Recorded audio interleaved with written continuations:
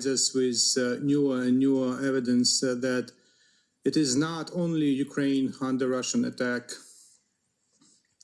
it is Europe, it is the entire world, it is humanity, and finally, it is the future of the next generations.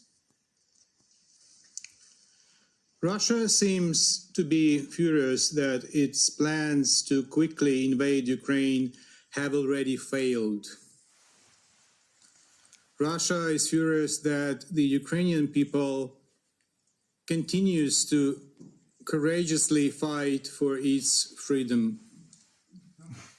Russia is furious about the worldwide solidarity with Ukraine. In retaliation, Russia has resorted to war crimes and crimes against humanity. Russia does not even try to hide them. Residential areas of Ukrainian cities and villages across the country are being ruined by Russian bombs, shells, and missiles. Peaceful civilians are being killed, critical infrastructure totally damaged. Just yesterday, Russian airstrikes killed 47 peaceful residents of the city of Chernihiv, including children. But it is not enough for Russia, or Terror Russia, as we may already call it. Because yesterday they committed an act of nuclear terrorism while shelling and seizing the Zaporizhzhia nuclear power plant in the town of Energodar. The lies by the permanent representative of Russia are not surprising. He may not be properly informed by his capital. And we saw it on many occasions in the Security Council. He had no idea what his capital, what the president was planning to do in the middle of one of the recent sessions. So I wouldn't really rely on his words.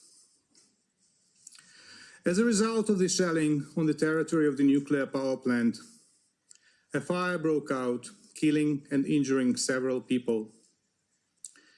The Zaporizhzhia NPP site, as well as the Chernobyl nuclear power plant, are currently under the control of the Russian armed forces.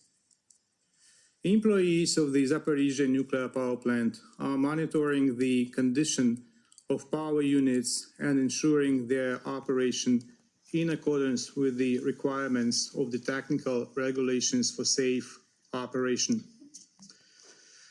It is alarming that several employees responsible for maintaining nuclear security at the site have reportedly been killed by Russian soldiers. There has been no rotation of personnel since yesterday morning. The building of Unit 1, main building, is damaged. The overpass of the special building is damaged. The telephone line connection is disrupted and not available at the moment. The state of the power units now is as follows. Unit 1 is in outage.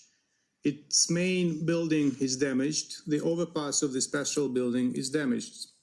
Units 2 and 3 have been disconnected from the grid, and the cool down of the nuclear installations is being carried out. Unit 4 is in operation of 690 megawatts power. Units 5 and 6 are being cooled down. State nuclear safety inspectors of the State Inspectorate for Nuclear Regulation of Ukraine are not allowed access to the Zaporizhzhia NPP site. Changes in the radiation situation have not been registered. Data from the automated radiation monitoring system of the Zaporizhzhia NPP does not work. Cooling of the nuclear fuel within Zaporizhzhia NPP power units is maintained by dedicated systems of power units in accordance with the requirements of technical regulations for safe operation. If at any point the cooling process is disturbed, this could cause radioactive damage across large territories and have irreparable consequences for the environment of the entire continent.